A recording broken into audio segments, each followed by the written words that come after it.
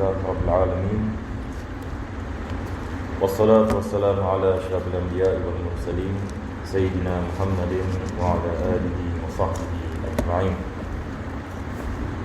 Alhamdulillah kita memulakan pengajian pada malam hari ini dengan kita memanjatkan kesyukuran kita kepada Allah Subhanahu wa taala.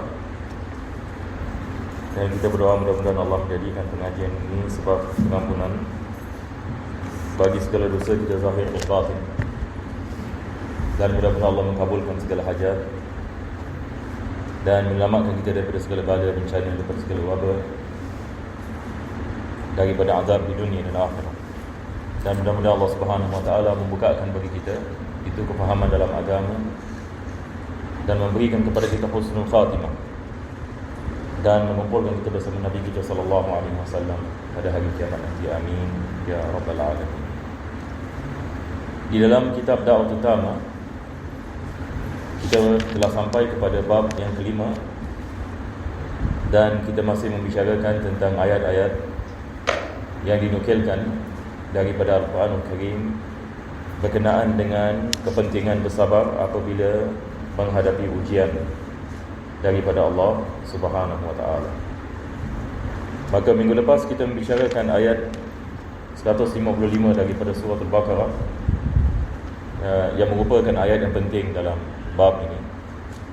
Dan insya-Allah kita akan lihat Imam Al-Haddad menukilkan beberapa lagi ayat. Mudah-mudahan kita diberikan taufik oleh Allah Subhanahu wa taala. Bismillah. Bismillahirrahmanirrahim. Surat 168. Dan berfirman lagi kat sini, dan sesungguhnya kami hendak menguji kamu sekalian sehingga kami mengetahui siapa di antara kamu yang benar-benar berjuang, yakni pada Allah, dan siapa yang bersabar, dan kami mahu menguji berita-berita kamu. Teruskan. Maka ketahuilah bahawa bersabar menyambung bala dan musibah itu terkira hal-hal yang memang sangat berat. Sebab itulah pahalanya juga besar bagi orang yang menahan diri sesuai seperti yang ditekankan Allah Ta'ala. Maka ayat yang kedua yang dinukilkan oleh Imam Al-Haddad, firman Allah Subhanahu wa taala, fa'udzu billahi minasyaitonir rajim, wa lanabluwannakum hatta na'lamal mujahidina minkum was-sabirina wa nabluwa akhbarakum. Yani Allah Subhanahu wa taala mengatakan pasti dan pasti kami akan menguji kamu. Sekali lagi ayat ini memulakan dengan pasti dan pasti kami akan menguji kamu. Hatta na'lamal mujahidin, sehingga kami dapat mengetahui mereka-mereka yang betul-betul berkorban, yakni dengan diri mereka ataupun harta mereka ataupun masa mereka. Was-sabirin, supaya kami dapat membezakan siapa yang bersabar, siapa yang tak bersabar, siapa yang mampu untuk berkorban dengan siapa yang tidak mampu untuk berkorban. Maka ini seperti mana kita mengatakan ujian daripada Allah SWT. Kalau orang menanyakan misalan kenapa manusia menghadapi banyak masalah ataupun banyak ini kesusahan dan sebagainya, hatta orang yang beriman juga menghadapi ujian dan sebagainya, maka Allah Subhanahu wa taala seperti mana kita mengatakan menciptakan dunia ini sebagai tempat yang mana Allah menguji kita.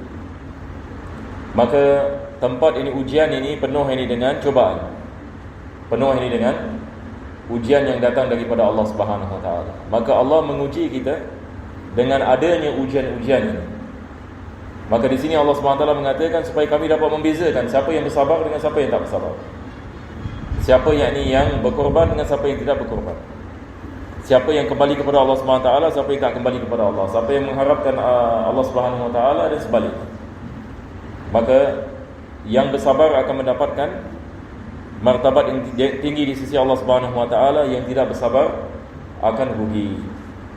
Jadi hidup ini adalah ujian daripada Allah Subhanahu wa taala. Itu sebab ini kita sebagai orang Islam ini penting kita faham perjalanan kita kepada Allah Subhanahu wa taala memerlukan dua perkara. Perjalanan menuju kepada Allah Subhanahu wa taala memerlukan dua perkara. Perkara yang pertama adalah bersyukur apabila mendapatkan nikmat, Perkara yang kedua adalah bersabar apabila diuji dengan ujian. Ini dua perkara mesti ada dalam diri seorang mukmin. Seorang mukmin apabila mendapat nikmat, dia bersyukur. Apabila dia diuji, dia bersabar. Ini adalah sifat dari seorang mukmin. Maka kalau kita ada sifat ini, kita akan berjaya. Walau macam mana keadaan sekalipun, di mana kita berada. Kalau kita menghidupkan hakikat kesyukuran, yang mana kita bersyukur dengan kita melaksanakan perintah Allah, dan kita bersabar apabila diuji. Dengan ujian yang dimaksudnya kita kembali kepada Allah SWT dan meminta bantuannya, maka pasti dan pasti Allah akan membukakan bagi kita jalan. Tetapi apa yang kita takut adalah kalau kita tidak bersyukur. Ini masalah. Kita mendapatkan banyak nikmat, tiap-tiap masa kita mendapatkan nikmat daripada Allah SWT.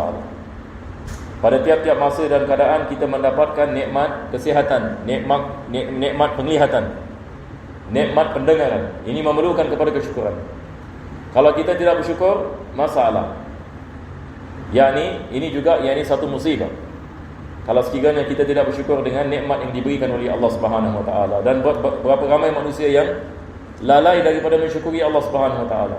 Sedangkan kita pada tiap-tiap masa dan keadaan kita mendapatkan nikmat daripada Allah. Dan nikmat daripada Allah banyak sekali.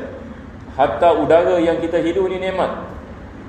Cuba bayangkan kalau 5 minit tak ada oksigen. 5 minit tak ada oksigen, meninggal kita semua. Kalau kita tidak ada makanan selama 3 hari, kita tidak akan hidup. Kalau kita tidak ada air, selama berapa lama? Wallahu a'lam, mungkin 1 hari 2 hari, kita juga akan meninggal. Maka nikmat Allah Subhanahu Wa Taala banyak sekali. Nikmat berjalan, nikmat bercakap, nikmat berfikir. Maka semua nikmat ini memerlukan kepada kesyukuran. Ini adalah bahagian yang pertama. Bahagian yang kedua adalah apabila ditimpa ujian, maka seorang mukmin dia bersabar.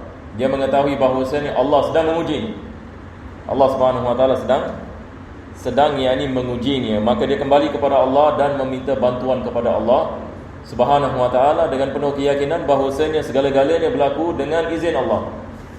Segala-galanya berlaku dengan takdir Allah Subhanahu Wa Taala. Mudah-mudahan Allah Subhanahu Wa Taala menghidupkan dalam diri kita sifat kesyukuran dan sifat kesabaran apabila ditimpa ujian. Nah, biasanya orang-orang yang bersabar sehadalah yang bakal dicukupi pahalanya tanpa hisab. Dalam ayat yang lain Allah SWT mengatakan pahalanya tanpa hisab. Ini maksudnya sentiasa akan mendapatkan pahala oleh Allah Subhanahu Wa Taala. Siapa orang ini? Ini adalah orang yang bersabar apabila dia menghadapi ujian. Jadi bagi orang yang menghadapi ujian daripada Allah SWT dan dia bersabar, tiap-tiap masa dia akan mendapatkan pahala daripada Allah Subhanahu Wa Taala. Tiap-tiap kesusahan yang dia menghadapi, dia diangkat darajat oleh Allah Subhanahu Wa Taala. Dia diberikan pahala oleh Allah. Dia menjadi kafarah bagi dosa ni. Menjadi sebab ini Allah Subhanahu Wa Taala mengampunkan dosa disebabkan kesabaran orang yang sakit ataupun orang yang sedang menghadapi musibah. Nah, dan telah bersabda Rasulullah SAW, barang siapa yang dikehendaki Allah baginya kebaikan, nescaya dicubai. Nah, ini adalah hadis seperti mana disebutkan sini rawahul Bukhari, yang mana Nabi SAW mengatakan man yuridillahu bihi khairan yusib minhu. Biasa kita dengar hadis man yuridillahu bihi khairan yufaqihu fid din. Ini lafaz yang berbeza. Man yuridillahu bihi khairan yusib minhu. Yani barang siapa yang Allah sayang kepadanya dan nak kebaikan baginya, Allah mengujinya dengan ujian. Allah menguji dengan ujian supaya dia bersabar dan dia mendapatkan pahala yang besar dengan kesabaran. Maka Allah menjadikannya sebagai sebab naiknya darajat dan dekat kepada Allah Subhanahu Wa Taala. Jadi maksudnya di sini adalah kalau Allah ini menguji seorang mukmin, bukan maksudnya Allah tidak menyukainya. Bahkan Allah menyukainya. Apabila Allah sayang kepada hamba-Nya, maka Allah Subhanahu Wa Taala menaikkan darajatnya dengan mengenakan kepadanya beberapa ujian. Itu sebab kisah-kisah dalam Al-Quran Al-Karim seperti kisah para Nabi dan Rasul, kisah Nabi Ibrahim AS, Nabi Ayub AS, Allah menceritakan tentang kesusahan mereka dan bagaimana Allah menaikkan darajat mereka dengan ujian yang dikenakan ke atas mereka. Nah, kita baca lagi sikit. Bersabda beliau alaihi salatu wasallam lagi, Sesungguhnya apabila Allah mencintai sesuatu kaum, nescaya dicubai mereka. Maka barang siapa yang rela dan memperolehi kerelaan Allah, dan barang siapa yang bersungut, dia mendapat kesungutan Allah. Nah, Nabi SAW mengatakan innallaha idza ahabba qauman ibtalahum. Yani Allah Subhanahu wa taala apabila sayang kepada satu kaum, Allah menguji mereka. Allah Subhanahu wa taala apabila sayang kepada satu kaum, Allah Subhanahu wa taala menguji mereka. Jadi maksudnya ujian di sini bukan maksudnya Allah tidak suka kepada mereka, tapi bahkan Allah Subhanahu wa taala sayang kepada mereka dan nak mengangkatkan darajat mereka. Pada zahirnya kita lihat mereka menghadapi masalah besar. Pada zahirnya kita lihat mereka menghadapi perkara yang rumit ataupun perkara yang masalah.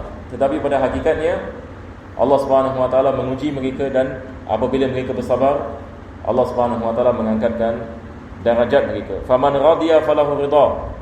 Barang siapa yang meridai akan takdir Allah, dia akan mendapatkan keridaan Allah Subhanahu wa taala. Wa man sakhita falahu sukht. Tetapi barang siapa yang tidak meridainya, maka dia juga tidak mendapatkan keridaan daripada Allah Subhanahu wa taala. Kita baca lagi satu hadis, kita masuk kitab insya-Allah. Berkata Nabi alaihi salatu wasallam, dunia itu adalah penjara orang mukmin dan surga bagi orang kafir. Ini adalah hadis yang biasa kita dengar. Yang mana Nabi mengatakan ad-dunya sijnul mu'min. Dunia ini adalah penjara yang bagi seorang mukmin. Wa jannatul kafir. Dan dia adalah syurga yang bagi orang yang kafir. Yang maksudnya seorang mukmin dia ada hukum ahkam. Ada perkara yang kita boleh buat, ada perkara yang kita tak boleh buat. Ada makanan yang halal, ada makanan yang tidak halal. Tapi orang yang tidak beriman, semua dia boleh buat. Dia tidak membezakan apa yang halal dengan apa yang haram. Kalau satu orang misalnya dia tidak beriman kepada Tuhan, jadi bagaimana dia nak mengetahui apa yang halal dan apa yang haram? Dia tidak beriman dia tidak beriman kepada ketuhanan. Maka dia nak melakukan apa saja perkara yang mengikuti hawa nafsu ni. Dan mereka menyangkakan ini adalah freedom. Ini adalah apa? Ini adalah freedom, ataupun kita mengatakan bahasa Melayu apa? Mereka mengatakan ini adalah kebebasan. Apabila manusia tidak ada kaitan ini dengan apa-apa, tetapi mereka tidak mengetahui ini mendatangkan kebinasaan yang bagi mereka. Ini adalah perkara yang membinasakan.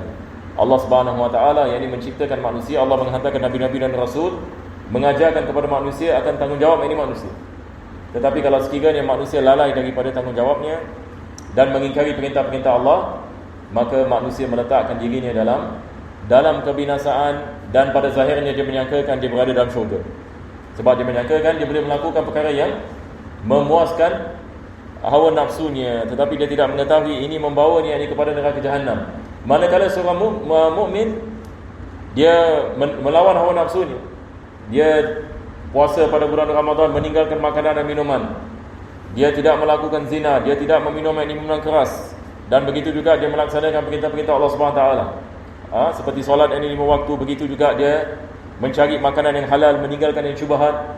Pada zahirnya dia mempunyai perkara-perkara yang dia usahakan untuk dia meninggalkan, walaupun hawa nafsunya suka kepada perkara tersebut, tapi dia diberikan anugerah yang besar daripada Allah Subhanahu Wa Taala, dan dia memahami bahawasanya ini adalah ujian daripada Allah Subhanahu Wa Taala. Maka Nabi SAW mengatakan dunia ini adalah penjara bagi seorang mukmin, dan dia adalah syurga yang bagi orang kafir. Yakni apa sahaja perkara yang orang yang tidak beriman ini dia melihat daripada kebahagiaan yang dia dapati daripada keduniaan ini, pada hakikatnya dia bukan kebahagiaan. Dia menyangkakan ini adalah syurga yang dibagi. Tetapi di sisi Allah Subhanahu Wa Taala, apa yang kehidupan yang hakiki adalah kehidupan yang datang selepas mati di syurga. Kita berdoa mudah-mudahan Allah Subhanahu Wa Taala memberikan kepada kita taufik dan hidayah, dan mudah-mudahan Allah Subhanahu Wa Taala mematikan kita dalam husnul khatimah. Amin ya rabbal alamin.